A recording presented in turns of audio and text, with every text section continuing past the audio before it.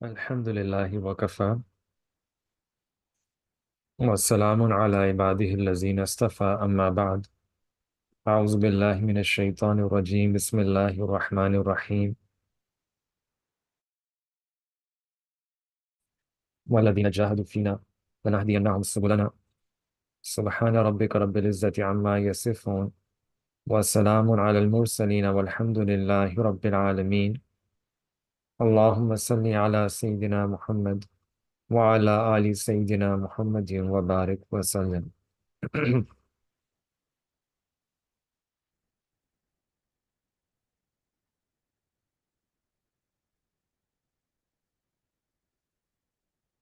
So yesterday we were talking about shukr of Allah subhanahu wa ta'ala, that we have to always be grateful to Allah subhanahu wa ta'ala all the time. And then the next thing was that we also have to have patience, that when something happens against your wish, against your plan, one should still be pleased with Allah subhanahu wa ta'ala. And now the next point that we want to start today is that we should have a habit of sleeping early after Isha. And that's number 8. We're going to divide number 8 into 2 parts. First is to sleep early after Isha. Unless there is some matter of deen, and for the sake of deen, you can be up late night, you can be up all the night. But if it's not something to do with deen, the habit should be that you should sleep early after Isha. And this is a big problem in our society, that in our society we see that it tries to keep us awake after Isha and occupies us in activities which are other than the deen. So they call this prime time television. They also know that this is prime time. They knew it's prime time. So Isha, we should understand, is the time of deen, of ibadah. And then after Isha, it's time for rest. But unfortunately, again, if you look at the media, fashion culture, they have this night culture, night club, nighttime party, late night this, late night that. They're trying to distract us and divert us. And this is what the Prophet system told us, that we should have a habit of sleeping early. So the Prophet system used to tell people that they should not sleep before Isha, in between Maghrib and Isha. And after Isha, then they should not talk unnecessarily, unless it's something to do with deen. Uh, so you can talk, even talking with your family, that is also deen, to spend time with your family. But things which are other than deen, even if it's recreation, leisure, pleasure, mall, and even worse, anything to do with the screen, any type of screen that you get involved with at night after Isha, that is not the right thing to do. So let me repeat this, because this is really one of the addictions that we have, especially in the younger generation, screen addiction. The worst is that when you have after Isha, any type of screen that you get involved with at night. So this is the point, that we sleep early after Isha. And if one goes to sleep early after Isha Salah, then it becomes easy to wake up for Tahajjud. And our problem is that especially younger people, after Isha, they're so fresh. People today, after Isha, they're so fresh. The way they should have been, as if they woke up at 8 a.m. in the morning. They wake up after Isha, and that is why they say, I can't sleep. So if you're doing it for the worship of Allah subhanahu wa ta'ala all night, then that is fine. Because there are many gatherings of deen that take place at night, and that's fine. But otherwise, all the other things, we should not be doing those things at night. And that is why we end up missing our tahajjud as well. In fact, that is why many people even miss their Fajr Salah. Fajr, Fard Fajr. because they get too busy doing all types of other activities at night, we end up missing the Fajr the next morning. Or at least you're threatening your Fajr. It's putting a threat in your Fajr and is very quickly removing any chance you have for praying Tahajjud. Right? So you keep doing that dunyavi activity, worldly activity till 10 p.m., 11 p.m., midnight, 1 a.m. By that time, your Tahajjud is killed. You're just killing your Tahajjud. It's killed already. And then you're also now in a danger of killing your Fajr Salah. And unfortunately, many of us, we do that. So if you really want to fix your life, our Mashaykh, this is something really beautiful. That if you really want to fix your life, fix your PM. Fix your PM. Your AM is mostly safe. Most of you are fine in the AM hours because you're busy. You're busy at work. You're busy at school. You're busy at college. Whatever you do, right? You're busy. So mostly the AM part is fine. But whatever you do in your PM, that is really something we have to be cautious about. Because it's the PM when you follow ghafla, when you indulge in nighttime sins, nighttime ghaflat. And this is so beautiful, the Prophet ﷺ sunnah, that if you can just do amal on this one hadith, you get protected from all of that. Sunnah, nighttime sleep, and that is it. There's nothing else going on at night. It's just nighttime sleep, nighttime deen, which can again mean that you sit with your family, or otherwise nighttime sleep. Nighttime deen or nighttime sleep. Nighttime deen or nighttime is for sleep. There is no third thing. There is no concept of nighttime ghafla, because it ends up with sin. If you want to leave sin, you have to leave ghaflat, heedlessness. You have to leave idle, wasteful, pointless, futile activities and waste of time. So if we can fix our PM, if you can fix our nighttime, then you will be more productive even in the AM. And again, if you look at the people, the top CEOs of the world, this is what they do. They sleep early. They sleep at 10 p.m., right? And then they wake up at 5. This is their life. This is what they say, that we don't have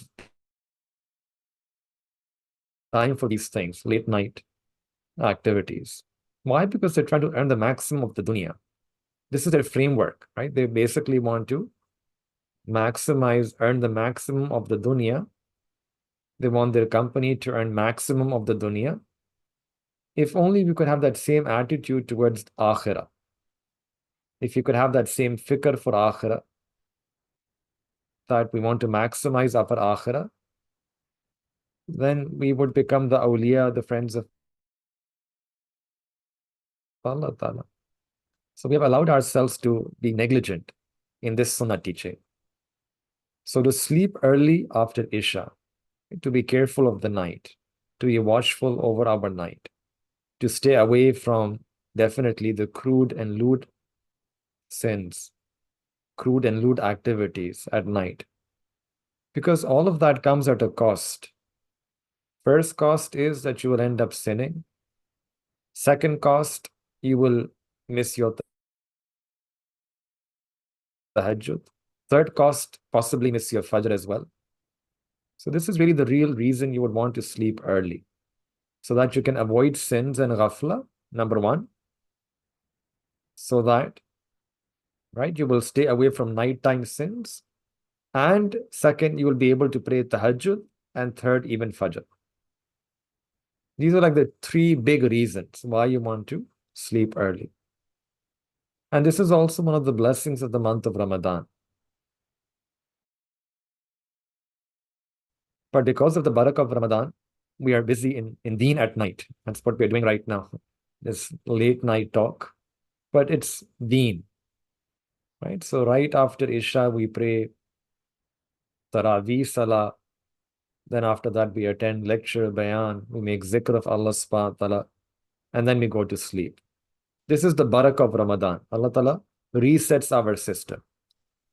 So the only thing you do at night is either deen or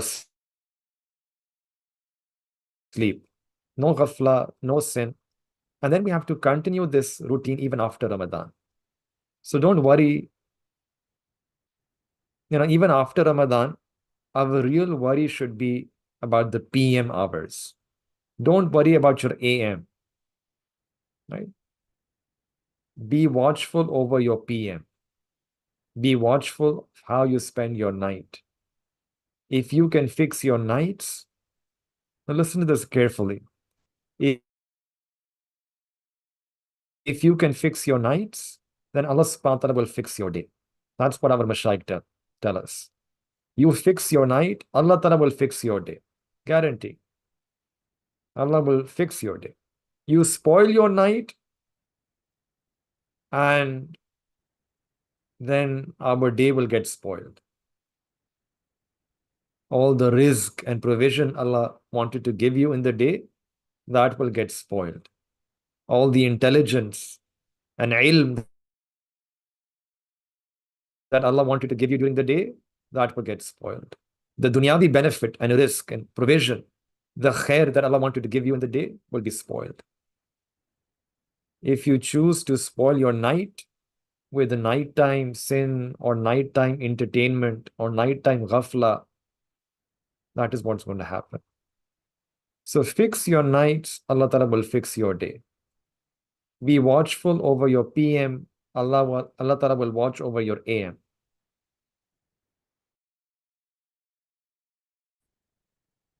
So this is just one hadith from the Sunnah of the Prophet ﷺ, that we should not engage in futile, idle activities after Isha, sleep early after Isha, unless we are doing something for deen.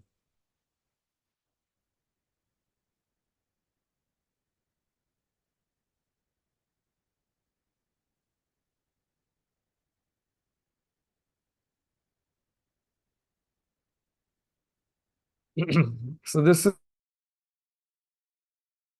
what Allah subhanahu wa ta'ala has said, that we have made a night subata, a canopy for you, that there is more barakah if you sleep at night. It's a normal period. In normal period, there's more barakah if you sleep at night.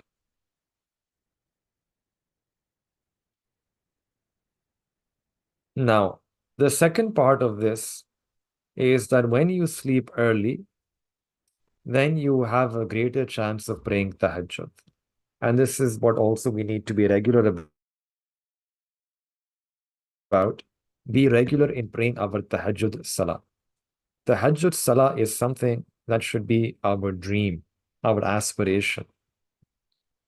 In fact, our Mashaykh have said that you cannot travel on this path of the Sadiqeen and the pious and Salihin, the Siddiqeen, without the Tahajjud Salah.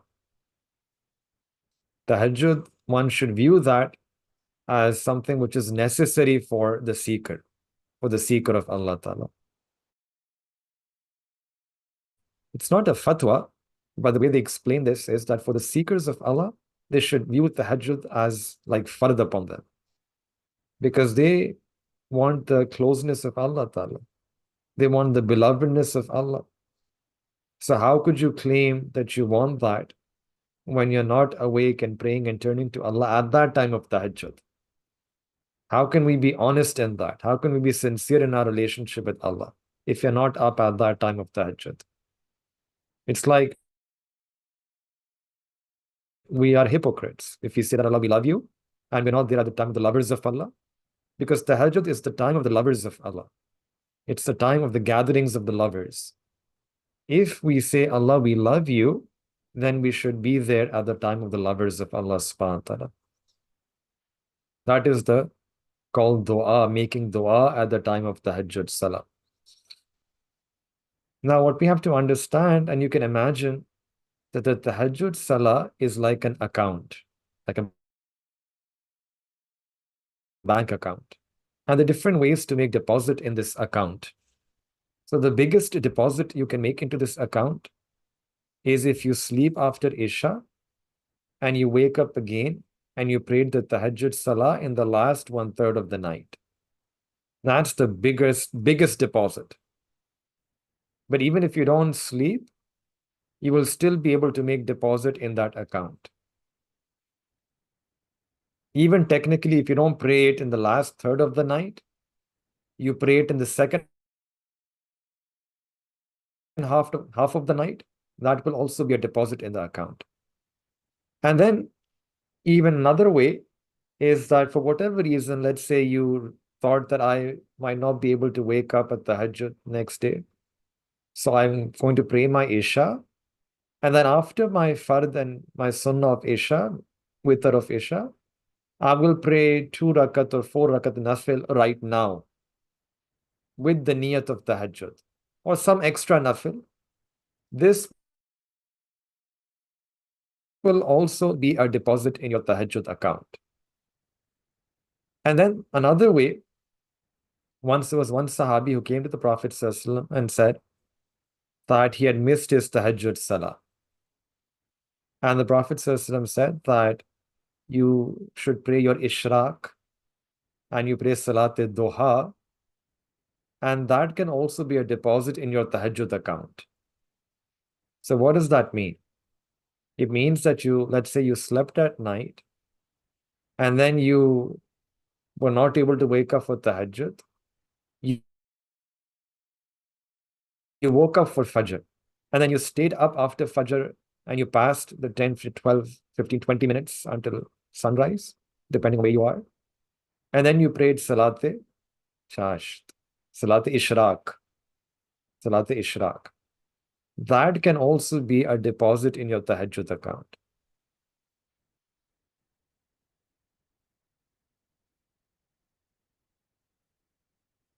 So it means that everyone has a way to make a deposit. And then there is also another thing which I was reading a few days ago, that a person, they sleep after Isha and then they wake up, let's say in the middle of the night, and they are feeling really lethargic and lazy, so much so that they don't want to leave the bed. Our Mashaykh, they say that if a person when they open their eyes in the middle of the night and they just do some small zikr of Allah Ta'ala at that time on their bed, for example, they recite Subhanallah, Subhanallah, Subhanallah 10, 12 times, or they recite Allah Akbar, or they make zikr of La ilaha illallah, they say that a couple of times, then even that also is a deposit in your account. Because in the ayat of the Quran where Allah speaks about tahajjud, the word is yad'una. And although the one meaning of yad'una is yusalluna, that they are making prayers at the time of tahajjud, but the word yad'una is more general. And it includes even dua that a person makes at that time and zikr that a person makes at that time as well. So even if a person doesn't rise up and they pray their 2 rakat or 4 rakat, rather they just stay on the bed and they just quickly do some zikr and tasbih of Allah and then they go back to sleep, that also is a deposit in that account. So look how Allah has made this so easy for us. It means that everyone has a way to make a deposit. Either you pray something after Isha, or you pray something before you sleep, or you pray something in the second half, or you pray something in the last 1/3 of the night, or you pray Salat-e-Ishraq, or you pray Salat-e-Duha, or you're not even praying, you're making just dua and zikr. When you wake up in the middle of the night, you just do zikr of Allah subhanahu wa ta'ala and you do some tasbihat,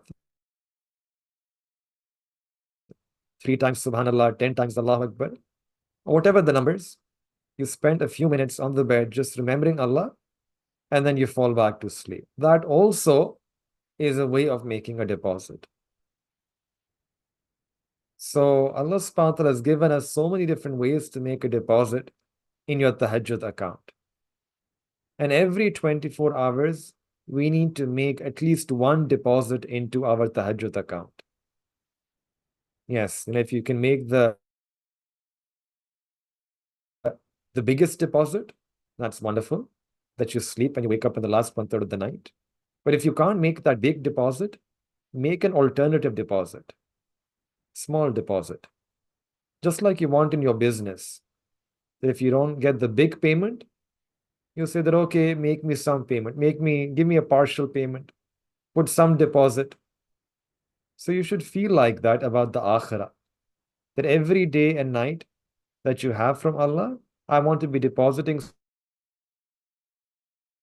something in my account of akhirah. So there are multiple ways that you can pray tahajjud.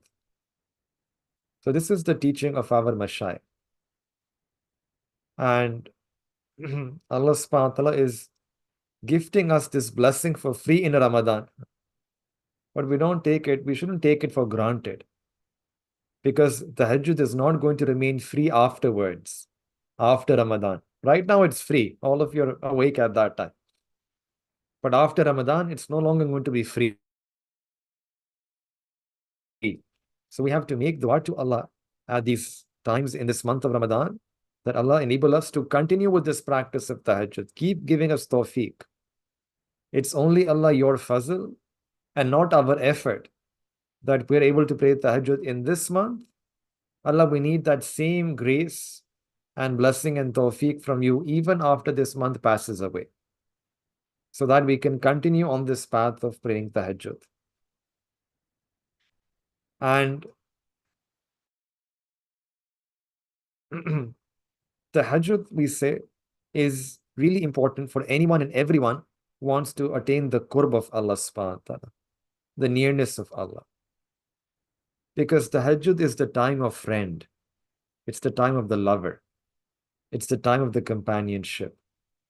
So if we are sincere at all in this path of the righteous, path of becoming righteous, we have to be regular in our tahajjud salah. You can imagine like this, that tahajjud is one of the ma'mulat of our mashayikh, one of the zikr that they would teach. That when you love someone, you love to be with them, talk to them, be alone with them. So this is a feeling that a person should get in the night, in the middle of the night, the end of the night. This feeling that they're alone with Allah. This feeling that they're alone with Allah.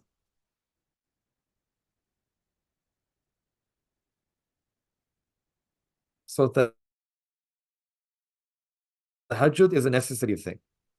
Now, even if a person cannot pray a lot of tahajjud, even in Ramadan, if you can wake up early enough and pray 2 rakat, even if you pray 2 rakat or 4 rakat, that would be sufficient. Now, I want you to listen to some of the ahadith from the Prophet ﷺ about the virtues of tahajjud. And this is so amazing, right? The incredible reward that a person gets. So first thing the Prophet ﷺ said, that, O people, afshus salam. You should spread the salam. You should say salam to another. And you should feed the people, ta'am. And you should keep good relations with your family. Do sila arham. And at night time, you should engage yourself in tahajjud while others are asleep. And if you do these 4, you will enter Jannat easily and safely. You will enter Jannat easily and safely. So there are some things that Allah Ta'ala is telling us that we should do in the daytime. That you spread salam to each other, feed others, and have good relations with your family members. All of that is hukukul ibad. So it shows us that in the day, during the day, when we are good in our relations with others, and then at night, night is the time when we have to be good in our relationship with Allah Ta'ala. And that's what the Prophet system is putting it here, that you should pray while others are asleep. So this is a feeling that a person will have. So daytime for hukukul ibad and nighttime is for hukukullah, for my relationship with Allah, to pray while others are asleep. And then in another hadith, the Prophet ﷺ said that in Jannah, there are special palaces which are so beautiful and so translucent and luminous that their inside can be seen from the outside, and the outside can be seen from the inside. And these special palaces and dwellings will be for who? For those who speak softly and gently, number one. For those who feed the hungry, number two. And for those who pray at night while other people are asleep. So again, these are the things that are special to Allah subhanahu wa ta'ala. And again, we tell you that this is one of the earliest collections of hadith. And what are we seeing here? That you speak softly and gently. This is the sunnah of the Prophet. Second was to feed the hungry. And third is to pray at night while other people are asleep. And if you do that, then Allah will grant you these beautiful special palaces which are so translucent in Jannat. So these are some of the virtues and merits of praying the sunnat of Tahajjud. And then all of you know that Allah Ta'ala has also mentioned this in the Quran as well. That these are their people whom Allah loves, that they separate their sides from their bed. They forsake their bed. Why? يَدْعُونَ رَبَّهُمْ. They're making dua to Allah, first out of fear and then out of yearning. Fear out of disappointing Him, and yearning that they will be accepted to Allah Ta'ala. That they are making dua at that time. Tama'a, that they're hopeful, extremely hopeful that Allah will send their mercy upon them. So this is also tahajjud. This is another thing.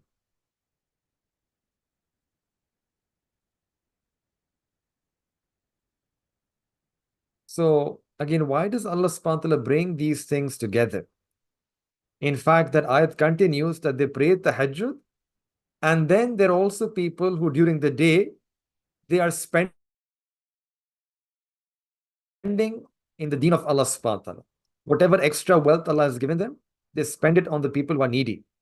So why does Allah bring these two things together? And again, we need to understand this well, that the person who maybe you find that they're not able to speak softly and gently, and they're not in good relations with their family, and they're not able to feed the poor, they don't give extra charity, it's because they are not praying their tahajjud salah. They don't have that link. And they don't have that link because tahajjud is that ibadah that can help you get the other three. Tahajjud is that ibadah that can make you a soft-hearted person. It can soften the heart of a person so that you now speak softly and gently. You can be soft in speech, soft in character. It softens the heart towards others. And when it softens the heart towards others, then these people are more willing to mend broken relations. They don't want to sever ties, they want to join ties. They want to spend on other people around them, those who are needy. All of this is the barakah of tahajjud salah. That is the link. It softens their heart in dua so that they feel the fear of Allah, they feel the love for Allah. So in one sense, you can imagine that tahajjud is the heart softener. That's how we will put it. Tahajjud is the heart softening ibadah. And that is the reason why the Sahaba Ikram and the awliya, the friends of Allah, they would spend 1/3 of the night, half the night, 2/3 of the night, all night in ibadah, because their hearts got softened. Their hearts were really softened. And again, when you read their lives and biographies, that's one of the major things you see. Then another blessing of the time of Tahajjud that comes in the hadith is that this is a time when Allah subhanahu wa ta'ala accepts the dua of a person. So the Prophet ﷺ said that Allah Ta'ala, He descends every night to the lowest of heavens until there remains the last 1/3 of the night. And then Allah subhanahu wa ta'ala, there is an announcement from Allah subhanahu wa ta'ala that, is there anyone who is making dua to me so that I may hear and grant them their duas?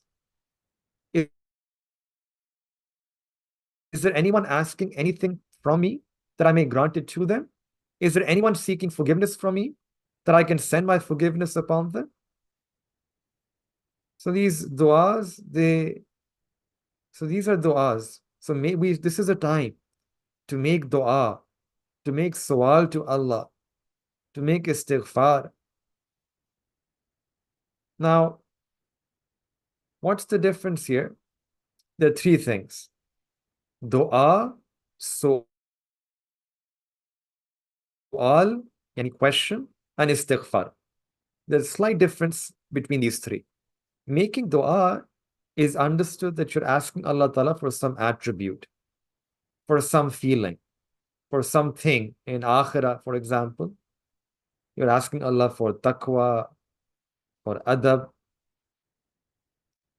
Making su'al is that you're asking Allah for some bounty and blessing of this world.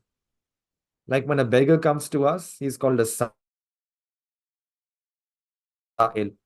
So you can make su'al to Allah, ask Allah, Allah, please give me rizq, give me children, give me spouse, give me something in this world.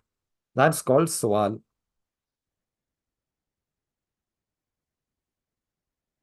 So, and dua means, obviously, dua is used for everything generally. So this is, so Allah subhanahu wa ta'ala is saying here that you can make dua to Allah, ask anything from akhirah. And you can make sawal to Allah, means that you can ask anything from the dunya. And what Allah mentions first is that these are the ones who ask my forgiveness. Forgiveness should be the first thing. So they first asked forgiveness, and then asked Allah for akhirah, and they asked Allah for the dunya.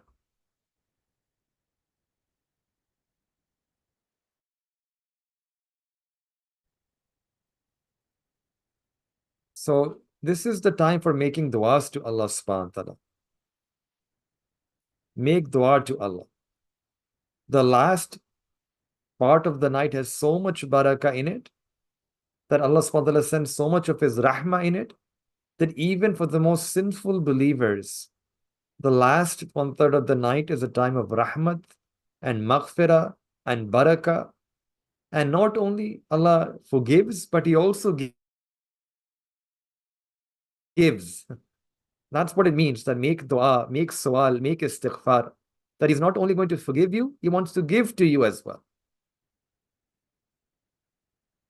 Because normally the sinner, the best they can hope for is forgiveness. But if the sinner can show up in the last 1/3 of the night, then not only will Allah forgive, but Allah will also give. Allahu Akbar.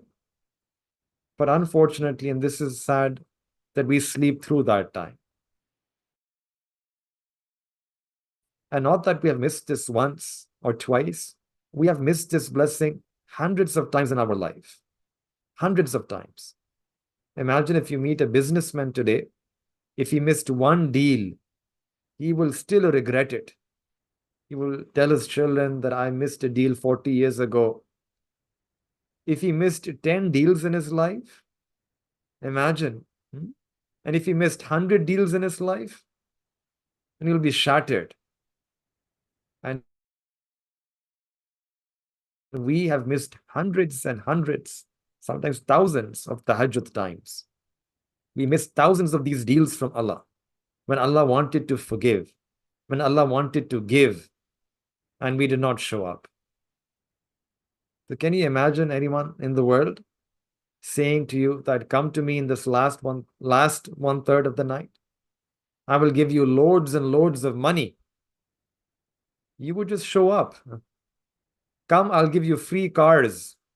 You will show up. I'll give you $1,000. You would show up. And look here at Allah Ta'ala. He is giving us anything and everything. Allah is saying, we'll forgive everything. I'll give anything that you want. Make dua, make su'al, I'll grant it to you. Make dua, I'll answer it to you. Ask forgiveness, I'll forgive you. This is deen. So we have to show up at that time. And the beauty is that you don't need to just be all one third of the night. Just catch it. Some of us actually might be awake in the last one third of the night. But neither do we make istighfar to Allah, nor do we make dua to Allah, nor do we ask Allah Ta'ala for anything. So we should make sure that we do all these three things in Ramadan. All three things. That you make istighfar at tahajjud time, make dua for dunya, dua for akhirah, and make su'al. Ask Allah for dunya as well. It's the time to ask Allah Ta'ala for all three. Sometimes it might happen that you're traveling, let's say, and you arrive at a place which is late night. It's actually one third of the night. You should be watching that. In a good way, tracking. Is this one third of the night? And maybe I can make some dua to Allah Ta'ala. Maybe I can make some dua before I go to sleep. So it's not that we don't get these times. Sometimes Allah gives us these opportunities. We have to capitalize on these opportunities.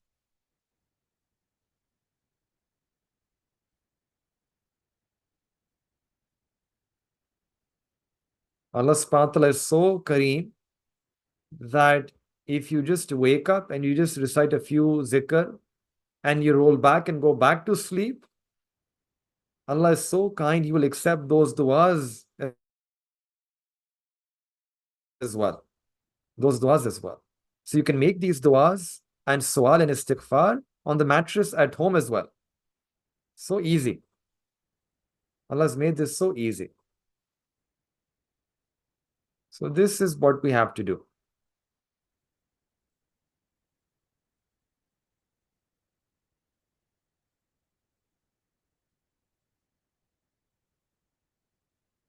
But our issue is that we become lazy here.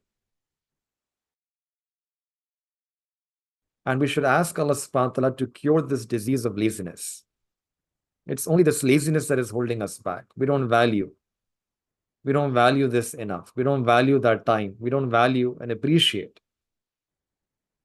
Allah Ta'ala Himself is sending the call. Himself is making the call. So we should respond to that call by Allah subhanahu wa ta'ala.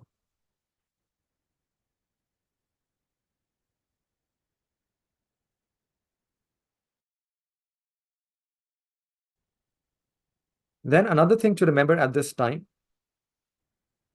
is that you can imagine that every night the angels are making a list of those who love Allah subhanahu wa ta'ala, who worship Allah subhanahu wa ta'ala. So we should try to wake up at that time and pray the tahajjud to get our name on that list. So that at least our name, somewhere down, our name is also on that list of the friends of Allah subhanahu wa ta'ala. And there's this one person, Hazrat Salim bin Abdullah, and this is mentioned in the hadith that in the lifetime of the Prophet ﷺ, what would happen is that if one of the Sahaba, they would see a dream, they would tell the process of that dream. And often this would happen after Fajr. So he says about himself that I wished that I saw a dream so that I could narrate it to the Prophet ﷺ.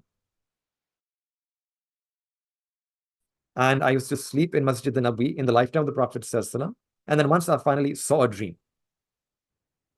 And why does he actually want to see the dream, by the way? Because there's another hadith which mentions that the people who used to see the dream, then the Prophet ﷺ would ask them about the dream after Fajr. The Prophet ﷺ would turn his tawajjuh towards them, would face them and look at them and gaze at them intently. So this was why he had this wish, that I also wish I had a dream, so I could also tell the Prophet ﷺ that I had a dream. And then the Prophet ﷺ, he would turn his gaze and his attention towards me. So that's why he had this wish to see a dream. And then finally it happened for him one day. He says, I saw a dream. And what was that dream? He says that there are two angels, they caught hold of me and took me to a fire that was built all around like a well that is built. And it had two poles in it, and the people in it were known to me. And I started saying that I seek refuge with Allah from this fire. I seek refuge with Allah from the fire. And then another angel came, and the angel told me that don't be afraid, don't be scared. And then the narrator mentions, I narrated this dream to Hafsa, Amma Hafsa radiallahu ta'ala anha, and she told it to the Prophet sallallahu alaihi wasallam. And then the Prophet sallallahu alaihi wasallam sent a message back and said that the person who saw the dream, Abdullah is a good man. Abdullah is a good man, but I wish he would have prayed Tahajjud as well. Abdullah is a good man. I wish he would also start praying Tahajjud regularly. And after that, Abdullah radiallahu ta'ala an, he made this into his habit. He would sleep only very little at night. And he was always regularly praying Tahajjud. So the whole purpose of this story is that we need to pray Tahajjud Salah. It might be something that can save us from the fire. And it begins with fikr. We may think, right, that how do I begin? Have fikr. Have this concern. We should think that what the Prophet ﷺ said about Abdullah is what the Prophet ﷺ would say about us as well. That mashallah, look at them. They fasted in Ramadan. They're so good. I wish they would start praying Tahajjud as well. Mashallah, they're reciting Quran. They're doing so good. I wish they would start praying Tahajjud as well. Mashallah, they're sitting for in good gatherings. They want to change. That's good. I wish they would start praying Tahajjud as well. We should feel like that about ourselves. This is the feeling that the Muhaddithin had when they were transmitting this hadith from generations to generation. This is the feeling we should have. We are here because we want to become better. And then just a couple of more hadiths. One hadith, the Prophet ﷺ said that, this is, we know this, that the most excellent fast after the month of Ramadan is to fast in the month of Muharram. And then he said that the best prayer after the faraid, after the farz, after the mandatory salah, is the prayer that is offered in the night, Tahajjud salah. That's the best prayer. And then listen to this hadith. The Prophet ﷺ, he made a dua that may Allah have mercy on that man who gets up at night to pray Tahajjud, and he wakes up his wife to pray as well. And if she refuses, he sprinkles some water on her face. And may Allah have mercy on that woman who gets up at night to pray Tahajjud and then wakes her husband up also to pray. And if he refuses, she sprinkles some water on his face. Now, this hadith is showing something, right?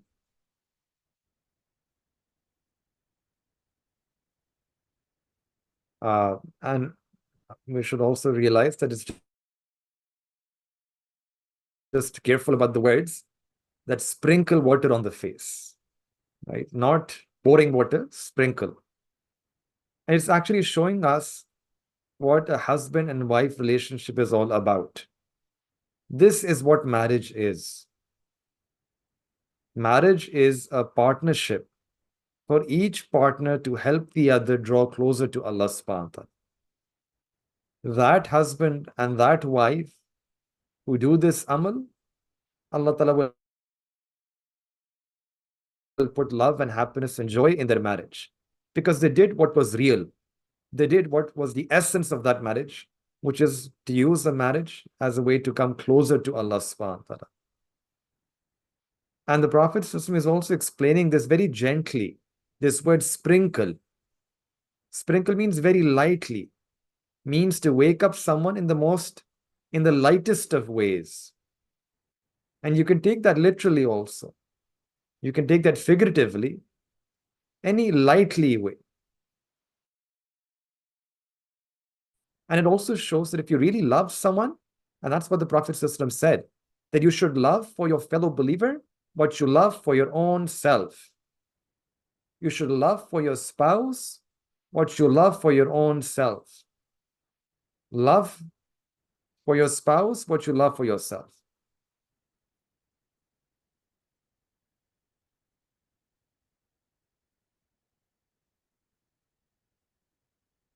So this is why we need these gatherings. So it's a mutually reminder. The Prophet ﷺ is telling us, in fact, making dua for such a person. He's making dua for that husband who wakes up his wife for tahajjud, and making dua for that wife who's waking up her husband for tahajjud. We people are like, I want the du'as. I want the du'as of, please make dua for me. We want the du'as of the ulama. We go to Mashaykh and we request them, please make dua for us. Don't you want the du'as, the khas dua of the Prophet ﷺ? Don't you want the special dua of the Prophet ﷺ? Are we trying to live our life without the special du'as of the Prophet ﷺ? So imagine, what are we getting already? If you pray tahajjud, you're already Allah is saying that you get the forgiveness. Allah forgives and Allah gives at this time of tahajjud. And now on top of that, we're also getting the khas, special du'as of the Prophet ﷺ. And you look what is on offer in this tahajjud. So many features Allah Ta'ala has put in tahajjud. So many features. And then another hadith, listen to this carefully. Some people might say, okay, how can I make myself amongst the zakireen? How can I make myself among those people who remember Allah abundantly? How can a man can think like that, zakireen, how can I make myself amongst the zakireen? A woman can say, how can I make myself amongst the zakirat? Those women who remember Allah abundantly. So in the next hadith, we see that the Prophet ﷺ said that when a man, he wakes his wife at night and they pray 2 rakat tahajjud together, both of them, then they will be recorded amongst the men and women who remember Allah abundantly. Their names will be written, kutiba, their names will be written amongst the zakirin Allah kasiran wa zakirat. These are words from the Quran. The last word, kutiba, is the word from the hadith, that their names will be inscribed. The names will be written in the ranks and the registers of those who remember Allah Ta'ala frequently. And you get this for what? Just praying 2 rakat. That husband and wife who pray 2 rakat tahajjud. 2 rakat. That's Khalil. And Allah is saying, your Khalil is Kasir to me. Your little is more to me. Your little is great in my eyes. You are my beloved. That's the nature of love. That your little is my lot. If you give me little, I will view that lot. I will value that tremendously.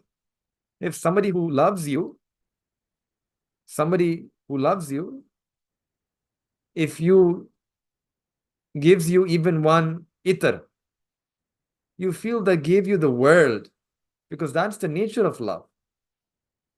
So Allah Ta'ala is saying that you give 2 rakat, you pray 2 rakat, and I become so happy, I'll make you amongst the zakireen Allah, kasiran wa zakira. This is the barakah of nikah. This is the barakah of marriage. Right? So look, we're hearing that we want to be amongst the zakireen, those who remember Allah abundantly. You can become amongst the zakireen at the time of tahajjud. This is a hadith mentioned in the book of Imam Abu Dawud. And then there's another most intense way to make a deposit in tahajjud account, which one thing that we missed out, the most intense way to make the most greatest of deposits in tahajjud account. This is that you pray tahajjud bainan naumain, to pray tahajjud between the two sleeps. To pray tahajjud between the two sleeps. So this was the prayer which was beloved to Allah Ta'ala, and this was the prayer of Sayyidina Dawood alayhi salatu wasalam. And what was that? He slept 1/2 of the night, then he got up and he prayed for 1/3 of the night, and then he slept for the remaining part of the night. So it means that he slept first, then prayed tahajjud, then again he slept, and then again he would wake up for Fajr. So he prayed tahajjud between two sleeps. Now that's very difficult to do. But this was the sunnah of the Prophet as well, that he would sleep, then pray tahajjud. After tahajjud, he would again lie down. Whether he fell asleep or not, but he would lie down and he stretched out between tahajjud and Fajr.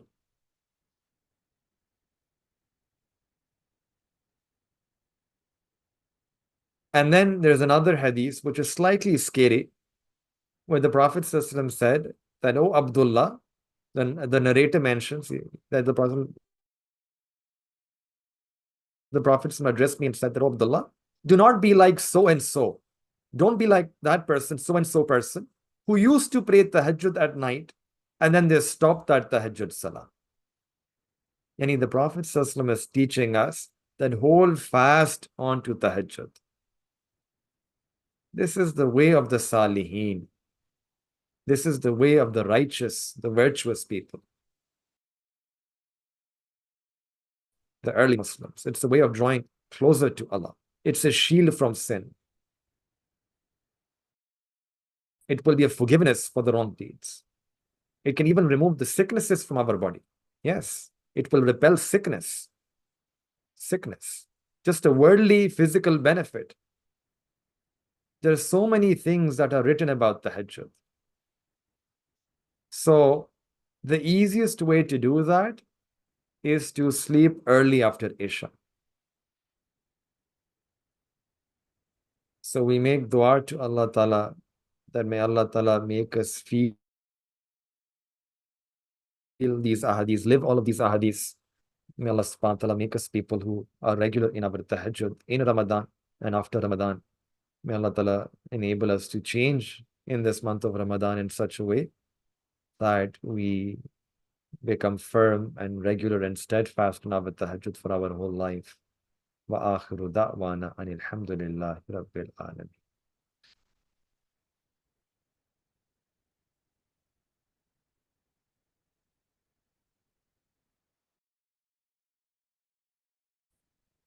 سبحان ربی العظیم. اللہم صلی علی سیدنا محمد وعلى آل سيدنا محمد وبارك وسلم. ربنا ظلمنا أنفسنا وإن لم تغفر لنا وترحمنا لنكونن من الخاسرين.